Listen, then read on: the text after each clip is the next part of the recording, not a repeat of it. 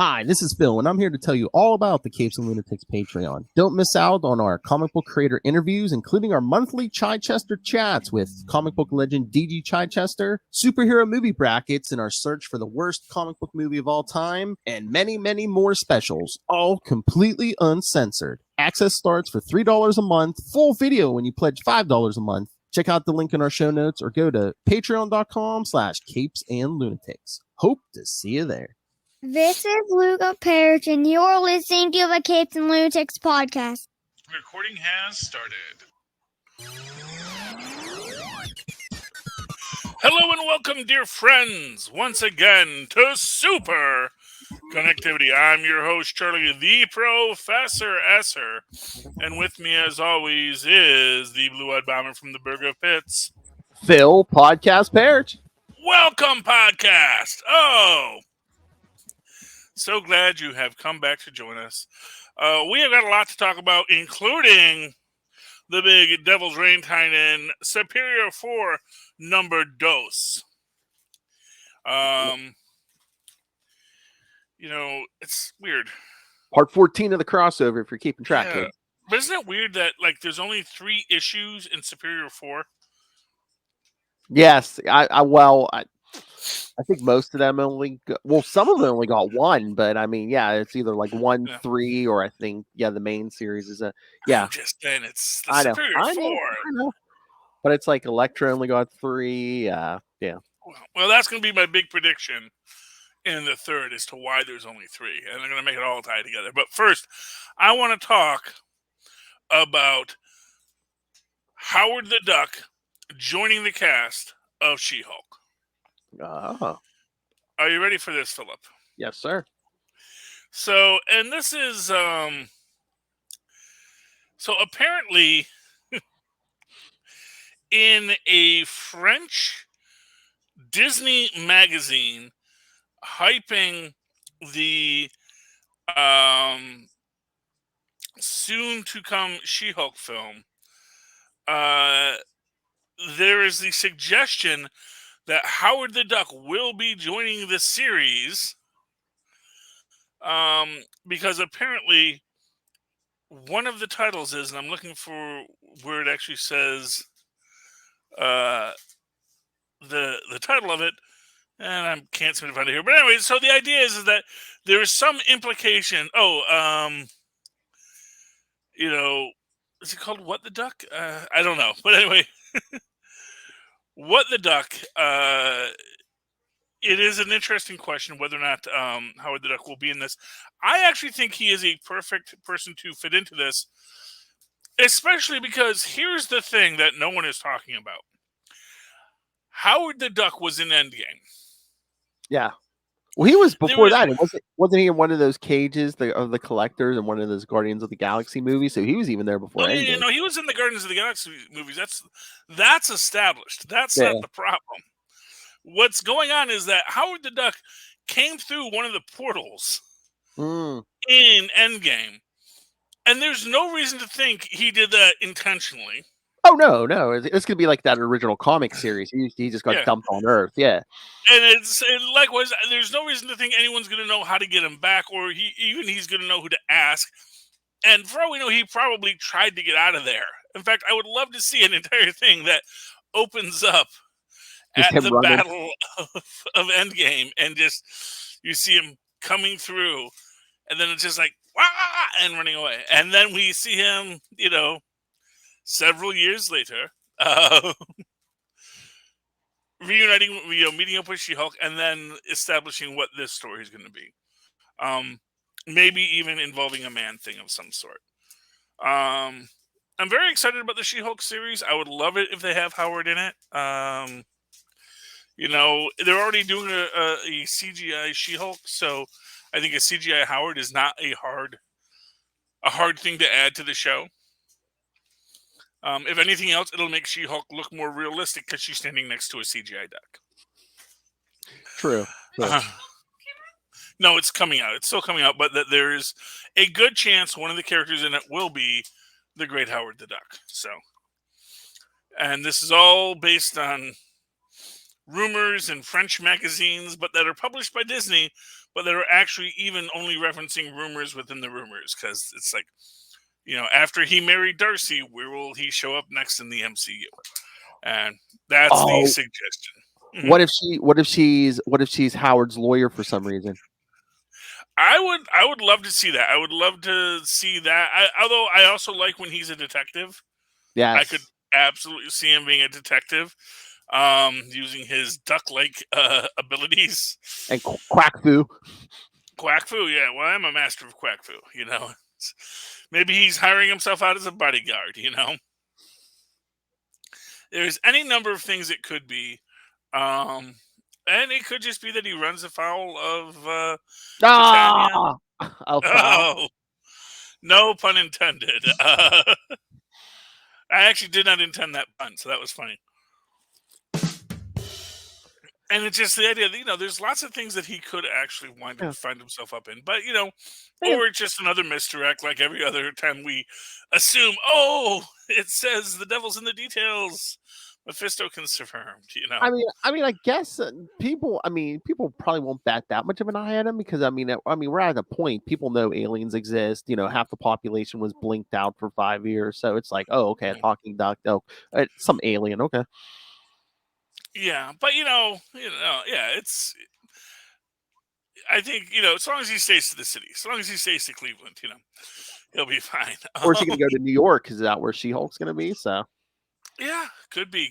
So yeah, so he goes to New York. He's trying to, because he says, "I heard that the doctor that gets you to different dimensions is here." Maybe tries to get the Strange. Yeah, that would be interesting. So there we go. That's our plot line for Howard the Duck. Wait a minute. So is it confirmed that he was in Endgame? That he was on Earth in Endgame? Yeah, he's in Endgame. If you watch it, you actually see him running across the field. Okay. In one scene, when they first all run out of the portals, it's there.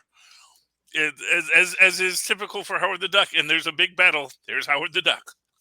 Or what if they did send him home, but then he pops out of a portal again in Multiverse of Madness?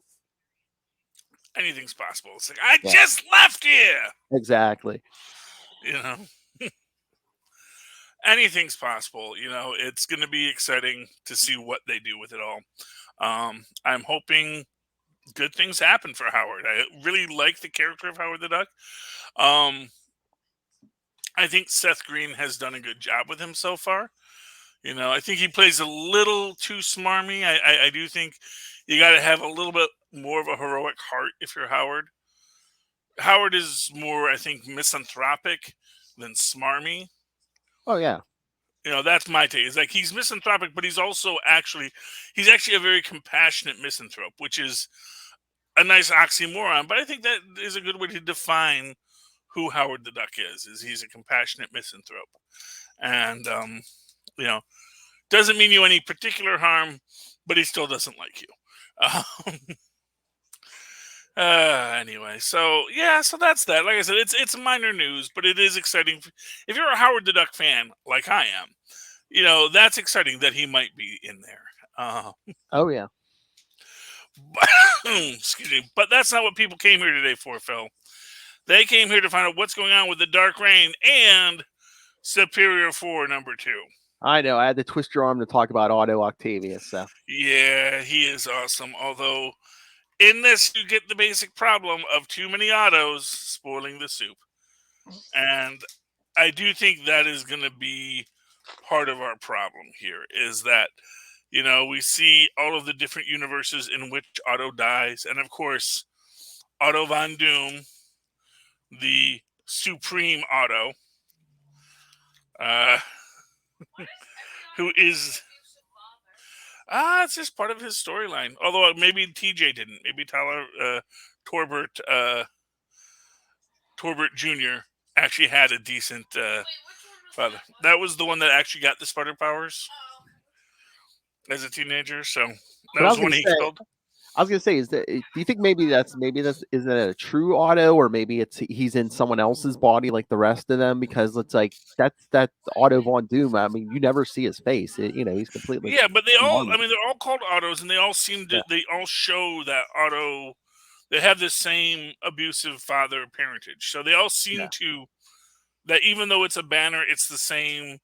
It's like the essence of Otto in each of these cases. Well, I thought the Doom said to them, it's like, oh, you're all men who've switched bodies, and Well, I think they're saying you can or something like that. And he might have even been talking to Otto when he says that. oh, he says you But are men. He says you are men who mind swap bodies for sport. You can be anyone you want. Why murder your own kind? yeah, well, that's the thing is they can. Yeah, so they can mind swap bodies for sport, but that doesn't mean they have. I love And that kneel before me, and I'll stretch your minds until you can peer through atoms. And then the banner one's like, I'm what happens when you atom splits. yes, well, that's the thing is that they are still who they are, but it is, but it is interesting how it all plays out. Mhm. They, because and of course in every so even at the start of it, because already, you know, the other team is starting to like have second guesses after they killed TJ. Yeah. Like, they already know this doesn't seem right. I don't think this is something you're supposed to do. You're not supposed to kill your other variants in other universes. And that they know this is his plan to sort of steal all of the powers of the other autos to become more powerful, a more powerful auto. I just wonder if like this whole 3-issue series is taking place maybe between Devil's Reign 3 and 4, because remember Devil's Reign 4 last week, he was in the black suit, and it's like I remember asking him, like, are they like giving him a makeover or something? I wonder if that's going to be one of the effects of like the end of this series, if he's going to like Yeah, somehow remake himself in whatever image he, I don't know. it's just gonna next clone that. Just Could be, or just some kind of or he hijacks the body of an auto from another universe or something. anything is possible in that sense. Yeah. But my actual thought was that he actually gets a little euthanized. Mhm. He gets de-aged, as they say. That he actually, which actually makes me think that he actually is, putting, building himself a better body. And in this, it is interesting. And also when we see so essentially what happens is, you know, the three other autos are trying to stop Otto. They get pulled into the Forever Gate. Um, Otto goes to grab the failsafe and he misses, which Yeah. is just typical Otto. Um, just doesn't plan ahead as well as he should. That's the problem. Yeah, it's He's like, why would you have like a separate handheld device? Couldn't he like build something into like attach to one of those arms or something, so you never have to like put it down? next time. That's what he'll do. um, and again, it's always weird to me whenever Otto is dismissive of magic in a universe Mhm. in which magic is real. And I can get the idea that he might say, "No, you're just manipulating energies, and all energies." Da, da, da. And it's like, yeah, but you don't know how to these energies.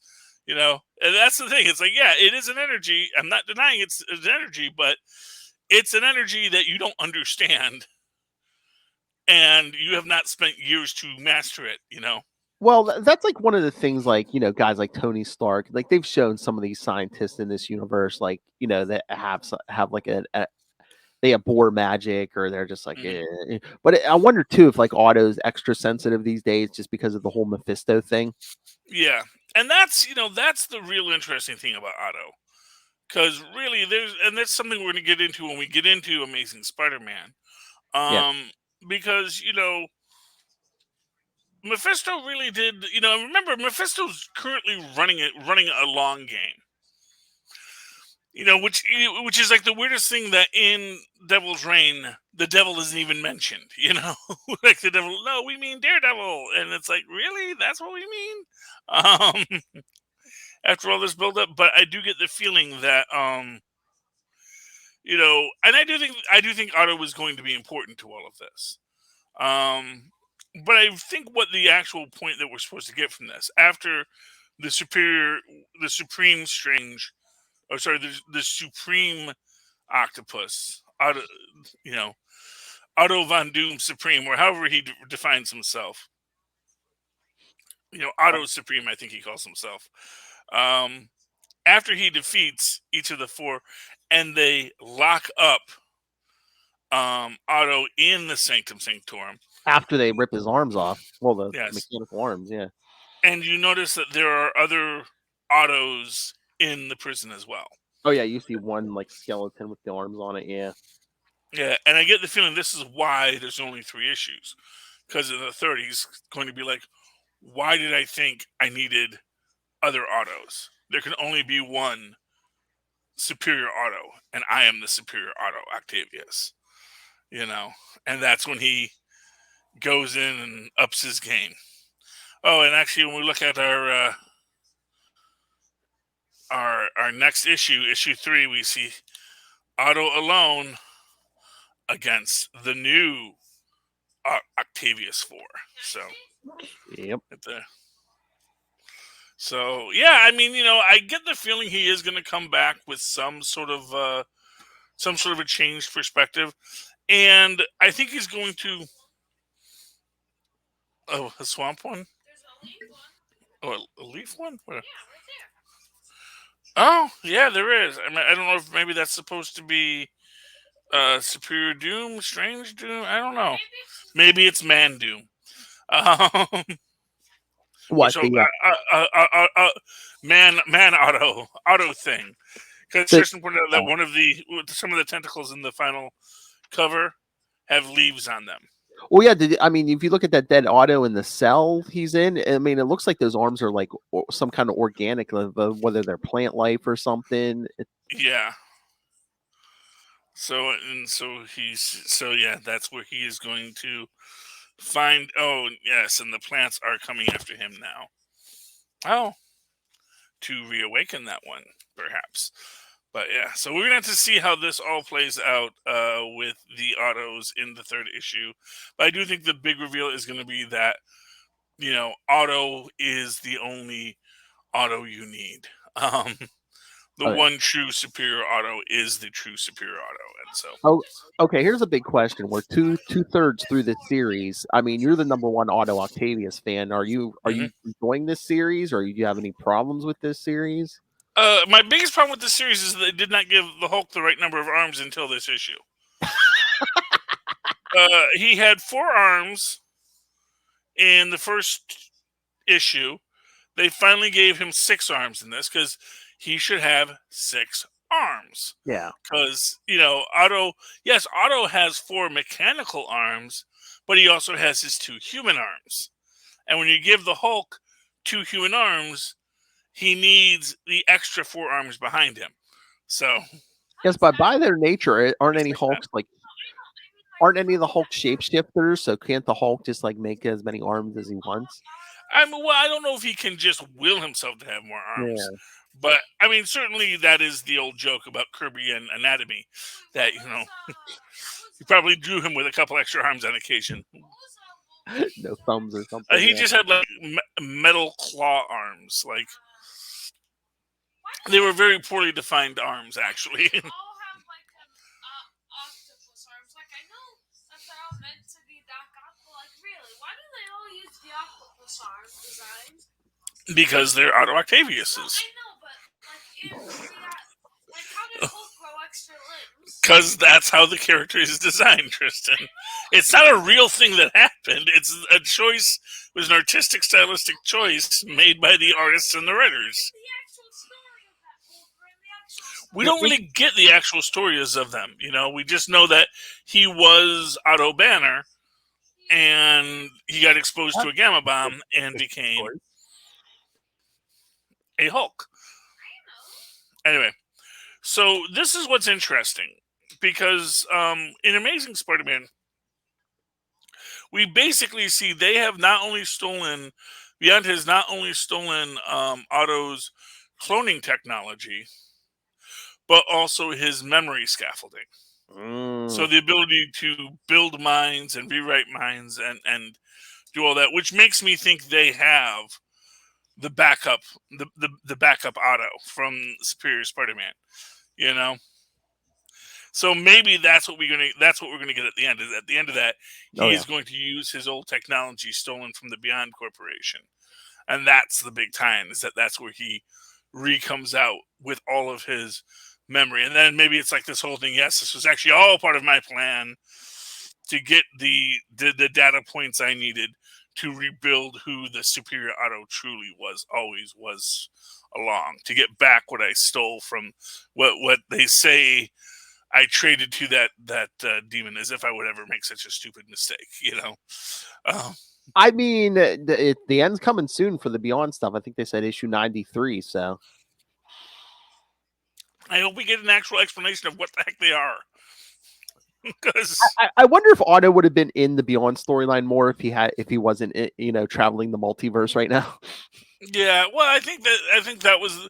Here's the thing, they wrote him out to have him work with Fisk, to have him build the thing, but then once he's in the Baxter building, then he's like, oh, I get to play in Richard's playground. Oh yeah, and here's the Forever Gate. So yeah, I'm gonna go do my thing. I mean, I don't think they would ever cross the stuff over, but it would just be like towards the end. How awesome would it be if like he just came up Beyond with like multiple versions of himself? Yeah. Like you wanted Otto Octavius, you're gonna get Otto Octavius. An army of Ottos. A Sinister Six. But again, if 4 Ottos didn't work, why would 6? I know. Well, maybe he didn't find the right ones. He just went with that branding, that new Fantastic Four branding. Yeah, and I get the idea, but it's like I said, it would have been. It was fun that they did the Hulk, Spider-Man, Ghost Rider, Wolverine, Fantastic Four. So I mean that's interesting. Otto's the Spider-Man of this. Yeah. Well, exactly. Well, but that's the thing. That's what they. It's funny. It is funny that what was effectively just a one-off kind of story. Yeah, it was like 3 issues. That was it. Yeah. Yeah, grew up into such a legendary Fantastic Four, and it is odd that is just a reality of it. Well, again, too, it happened in the 90s. So, Spider-Man, Hulk, Wolverine, and Ghost Rider, all they needed was the Punisher, and that was the you want to. Was that Johnny Blaze, Ghost Rider, or was that the other one? No, that was Danny Ketch. That was Danny Ketch. Yeah. But let's get. I think they said they're doing like a mini series or something for that soon. So they're doing like another new Fantastic Four story of the new Fantastic Four. I think it's like a mini series or something. So of the Hulk, Spider-Man, Danny Ketch. Yeah, I don't know if it's set back in the 90s or not, but yeah. Well, they weren't together that long. That's the only thing. It was once. Yeah, I know. Yeah, they weren't even an official team. They were like brought together by a Skrull, if I'm not mistaken. Yeah, who's posing a Sue? Yeah. Yeah, so it's like even its officialness as a Fantastic Four team was always questionable. There was 4 of them. Yeah, that's all it takes. So we have the Goblin Queen. We have Pete working through his physical therapy and sadly not really able to hang on to the ceiling as well as he could have. Which I actually think this is a very interesting way that it's working. Just how he was so damaged in that battle. Yeah, I was thinking about that because I was like, wait a minute. I'm like, he usually heals up pretty quick from like battles and stuff, but I wonder if it was just from X-ray, if the radiation is what slowed his like healing and stuff. Yeah, well, I was actually waiting for whatever Otto did to cure him to actually take away his superpowers. Oh yeah. Which maybe it did on some level, just that reality that Otto doesn't know Peter Parker's Spider-Man. Otto's not thinking about, he just says, oh, all this excess radiation, okay, here's how we get rid of it. Part of that excess radiation is radioactive spider blood. Exactly. Maybe just temporarily he dampened those powers just enough where he's not healing as quick as he usually does. Yeah. Exactly. That's my headcanon, and I hope you enjoy it. They realize that the Goblin Queen is out there. Peter says, I have to do it. He's like, no, you can't. You physically cannot. But she, Black Cat webs him up and then goes to fight the Goblin Queen on her own. And that is, I mean, Goblin Queen is a really interesting character. Mhm. I don't know. Is this supposed to be like is this character like what DNA did, because this is Dr. Kafka. Yeah, well, yeah, it's her clone 'cause the original's been dead Yeah. for a while. Yeah, it's the Yeah. clone of Kafka. Yeah. But they mixed her clone with I guess, was that like Carnage Osborn stuff, or I'm not quite sure where the Red Goblin comes from, but yeah, it's pretty scary, and it's actually pretty dark. Her power, her Goblin gaze, Yep. which basically it's like it messes you up. But we do get Peter to the rescue. Now, here's the big question for me in this: how did Peter get there? And why isn't he wearing a mask? So obviously he didn't care that much. So I wonder if that's going to come back from that. This strange young man was seen swinging on webs across the city. Is this the real Spider-Man? Well, I think Black Cat still had his suit. I don't think he had the suit with him. Oh yeah, because Mary Jane pulled it out. Yeah, he didn't have the suit with him, but Yeah, but it's like, normally he would put something over his face. He yeah. opted not to do anything for that. So, but I guess he felt he just didn't have time. But he does save her. Mhm. Although, man, that is pretty dark. That to actually get you to step off of the ledge. Yes. Usually, your powers can't do that. So that is Yeah, basically the Goblin Queen's just like, yeah, you're worthless. Yeah, you're yeah, and they're gonna send Peter out there, and then we find out that actually, Janie is the one who freed Peter. Yep. Yeah. So she knows where Ben is, and it's going to be interesting where it goes. And I don't know if the next episode is the one where they fight, because there is the you get the cover with the Goblin Queen and Ben. Yeah. But I've also seen the teaser for, like, I think it's the final issue. Oh yeah, the two of them fight. The two Two of Spider-Man them fighting. It's yeah. like, it will not just shock you; it will traumatize you. Mm-hmm. Gonna get traumatized, Phil. So I wonder if they're gonna have to like rebuild Ben's brain, and it's he's just gonna be like, yeah, don't be giving me all the Parker memories back. I don't need great power, great I don't need Uncle Ben's death in my head. I don't need Gwen Stacy's death in my head. Yeah, well, you can just have the essence of Peter. Mm-hmm. We'll see what he gets. I mean, that's the thing, and that was when Kane was the Scarlet Spider for a while. All the power, none of the responsibility, because he didn't have Peter's memories. Yeah, and that's just him. And now the question is can Peter be Peter without being Peter? Can Ben Reilly just have what it meant to be Peter Parker inside of him, even though he never got the speech? Because that's the thing. That's the thing. Is like, no one has to give you that speech. Yeah. You should just know that speech at this point. It's just he's have to find his own reason. Yeah. Yeah. Didn't Peter Parker not help the guy because he was being underpaid or something? Well, I mean, that's that was just in the movie. In the actual comics, he got his full pay. He just didn't want to get involved. He was like, "Hey, man, I'm not a cop." Boy, if only superheroes still had that idea. Well, not for nothing. If they had like just actual proper security, who has that much of a cash box office, and just gets knocked over like that? Well, again, it was 1962 too. Yeah, but still, I mean, you should, especially for a wrestling match, man. What, doesn't have a couple of goons to stick by him? Okay, what do you want to talk about next? You want to do Fantastic Four? Yeah, we can do that. This is a good book. A lot happened this issue. Yeah, because he's got to do it, man. And he's like, Hermes Conrad, plug me in to coordinate the whole thing.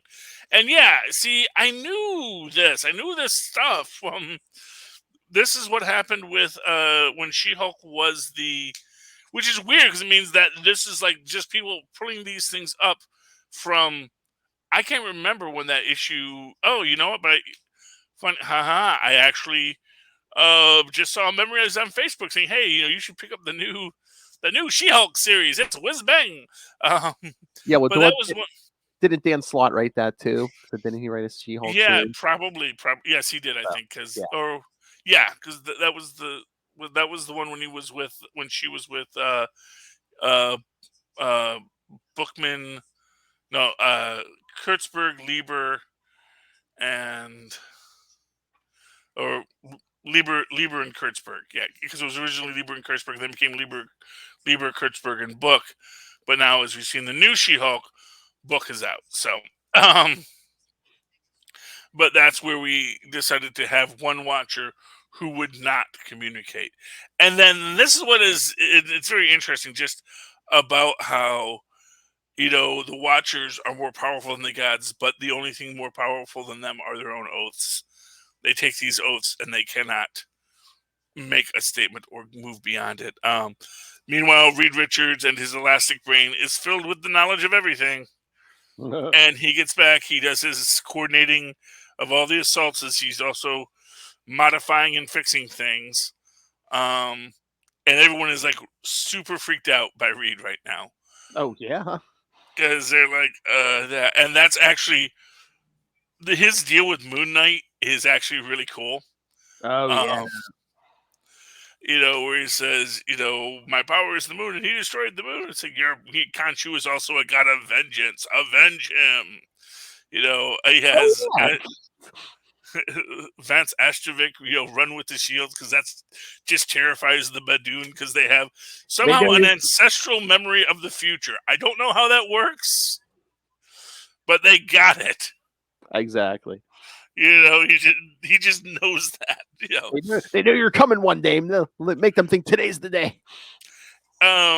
What's interesting, and this is actually the part that I really love, is he tells Johnny, "Yes, I could fix your problem right now. It's very easy, but you are our most powerful member right now, and I need your fire." Yeah. Then, and this is what's interesting about it, because then he actually, and we'll just jump ahead a bit here, he actually makes Johnny mad to fly off to go help Spire. Mm-hmm. And Reed's like, yeah, that's exactly what I predicted he would do. Which means that, yes, he wanted him to be powerfully flaming, and he wanted him at Spire. Yes.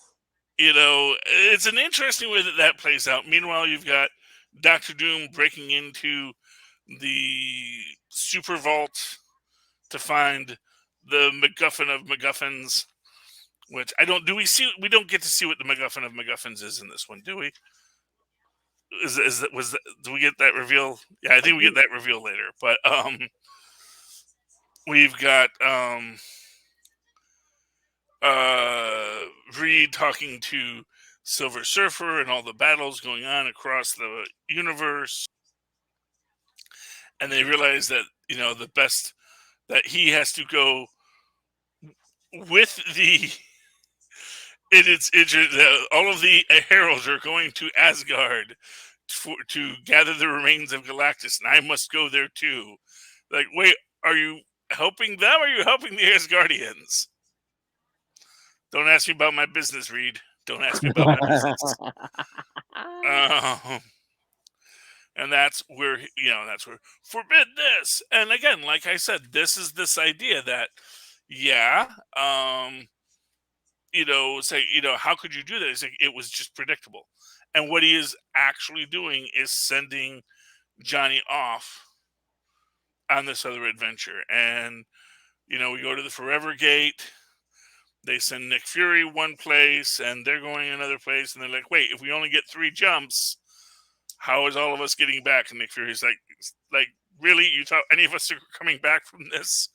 Ain't you the pie-eyed optimist? Meanwhile, Uatu joins his brethren, and his brethren, of course, prior to that, they're all complaining, like, oh, who called this? It was Uatu. It's always Uatu. And he says, the reckoning war is now. Dun, dun, dun. Meanwhile, they come and they realize that the entire Shi'ar team, the Shi'ar super soldiers have all been defeated by these guys, and this is the person that Ben saw would kill him in the future. Dun, dun, dun, dun! And that's when Reed tells him, yeah, buddy, I'm dying too. Yeah, just, I got the the human mind wasn't meant to contain this knowledge. Yeah, I'm going to be dead in like, what did you say, 3 days? 3 days, yeah. Of course, as we say, you die, it happens, but you come back. But I love how he still had time to like give them makeovers. He's like, I think people will trust us more if we look at our classic designs and just like, well, yeah, but he shaves and throws it back in their classic costumes. Yeah, well, their nanotechs, their suits are kind of nanotech, so he can reprogram them all very easy. And I like, I like Ben saying, "Hey, I'm not used to showing this much thigh anymore." Yeah. Oh, and then we got Hulk. Yep. You read the Hulk? Yeah. Yep. Remember I am still not. No. I don't know. Is that Foggy Nelson as the attaché to the president there? I don't think they say it. It just looks a little like a Foggy Nelson. Yes, where they've tracked down Banner.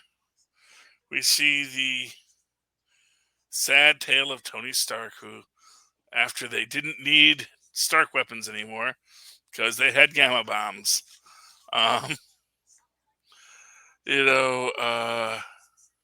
basically, yeah, it's like they got rid of all mutants. Tony Stark died, and then Banner's like, well, what about everyone else? He's like, what about Blade, Moon Knight, Captain America, even Spider? And the Banner of this universe is like, you're just saying words. I don't know what you're saying to me.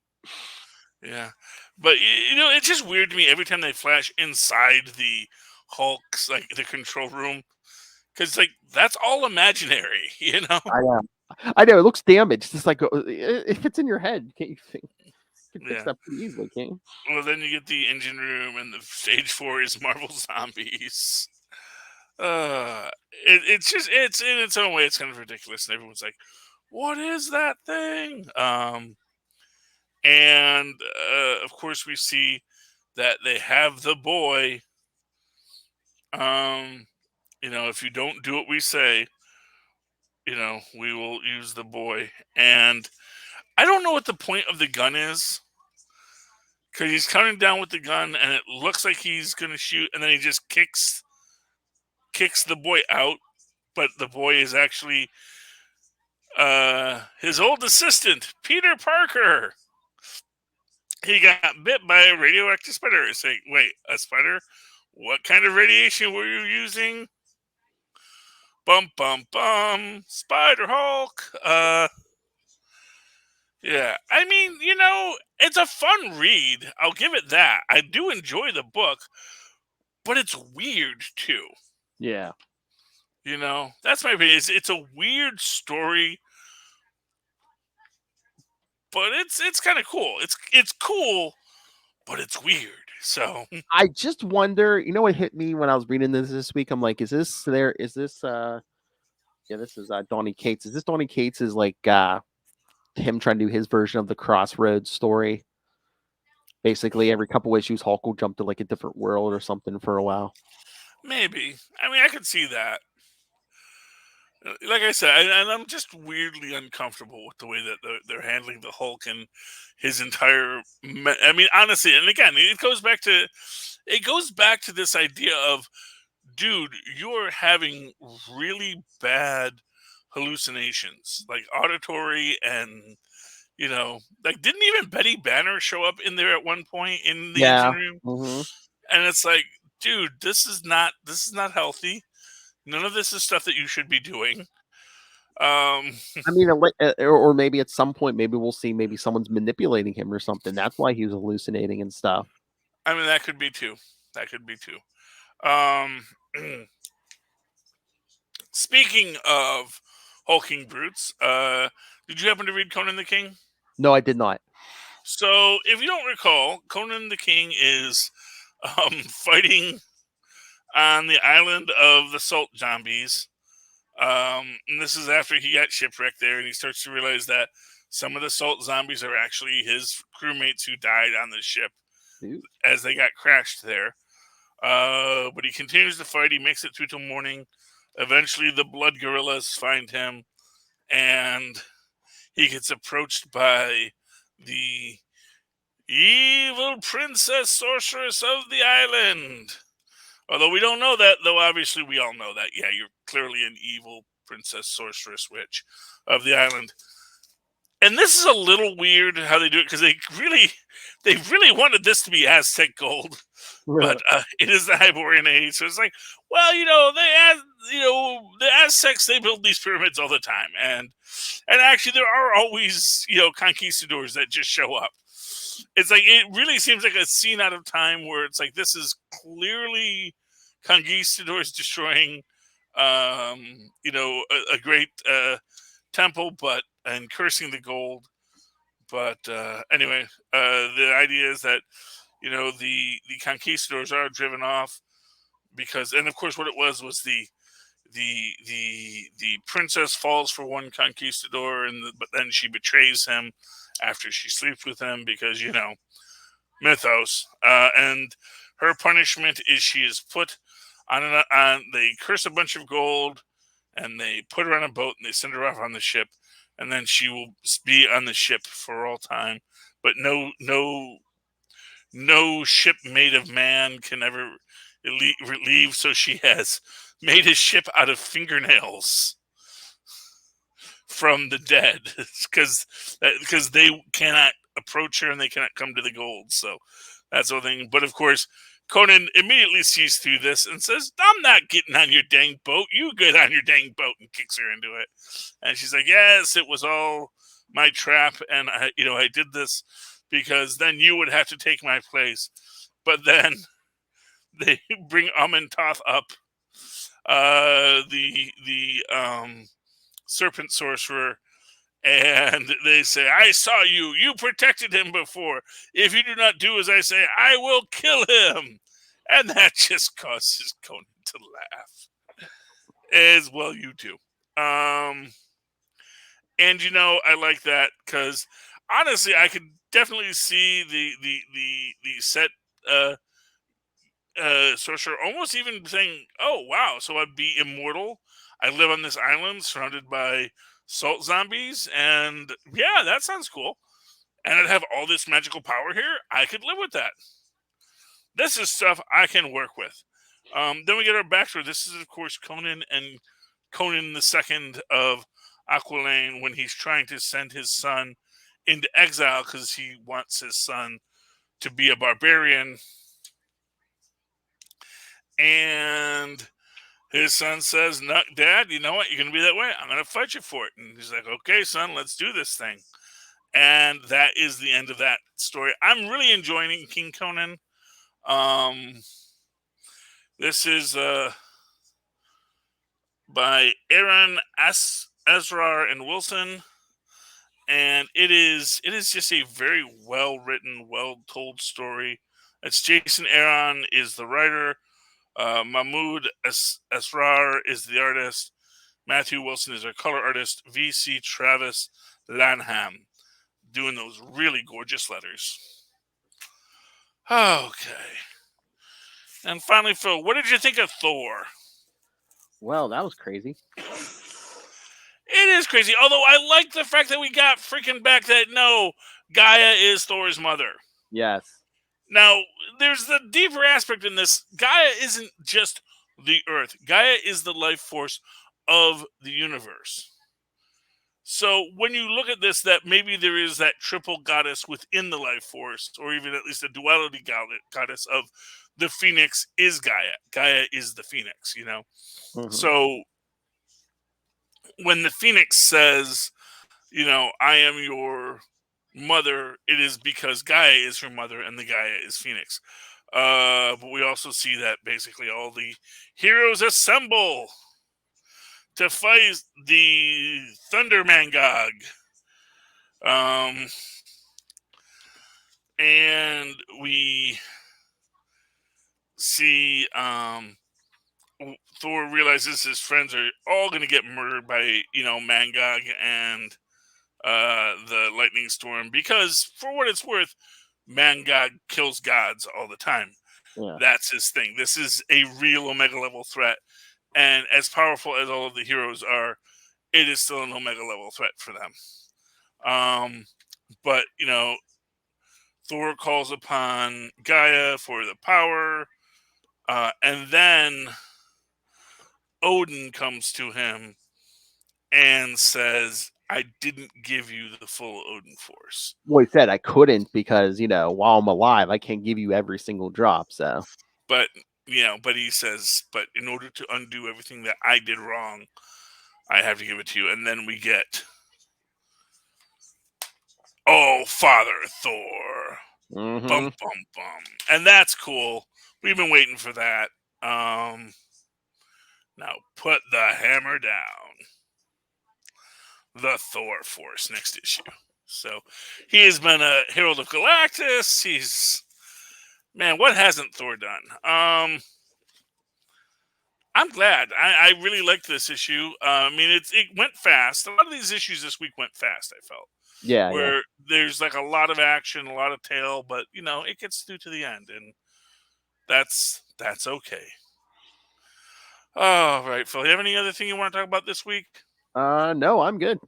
Why don't you give them all that important information about the Capes and Lunatics Network, how they can give us money, how they can buy fancy merch, and how they can talk to us if they are so inclined. All right, kids. So yes, if you want to send your thoughts on any of the weekly every week we review comics. If you want to send them your thoughts on any of the weekly comics, we have creators Jed McKay and Clay McLeod Chapman coming up. If you have questions for them, again, keep an eye on social media for when we have interviews, and you can send in your questions. Send them to capesandlunatics@gmail.com or the voicemail 614-382-2737. That's 614-38-CAPES. And like I said, keep an eye on the social media. Capes and Lunatics and Superconnectivity both have their own pages on Facebook, Twitter. Capes and Lunatics is on Instagram. You can find links to all the social medias for all the shows. The YouTube channel, every episode of all of our shows, including Superconnectivity, get their own videos. So please subscribe to the YouTube channel. Most importantly, if you can, please subscribe to the Patreon, because right now we're out here on our own. Every contribution helps, but $3 to $5 gets you early access to those creator interviews, including Mr. DG Chichester's here every month talking to me and Lilith, and Patreon exclusive superhero movie brackets. Find out which superhero movie is the worst of all time. There's time to catch up because the round 2 is about to begin. And pick yourself up some Capes and Lunatics and Capes and Lunatics Sidekicks merch at you can find links to everything at Linktree, linktr.ee/Capes and Lunatics. Awesome. And of course, you can always write to me that old-fashioned email way the way our mothers and fathers once did at superconnectivityblog@gmail.com. That's superconnectivityblog, all one word, @gmail.com. Of course, follow me on the Twitter as I live tweet shows like Naomi, 9 o'clock on Tuesdays. When shows are new, I live tweet them at Charlie Esser. That's CharlieEsser.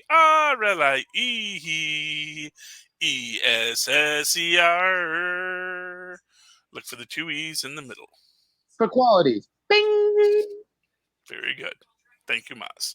All right, ladies and gentlemen, you have had a wonderful evening, hopefully, listening to me and Phil chat, connecting all the things supremely. Please, thank you for connecting, and please join us again next week and super connect with us once again. Good night. Good night. And remember to check out Charlie Esser's guest appearance coming soon on the Trapped in the World Howard the Duck podcast. I love Howard the Duck. With Noel Tate and one of our patrons, Russell. So. Woo! It'll be great.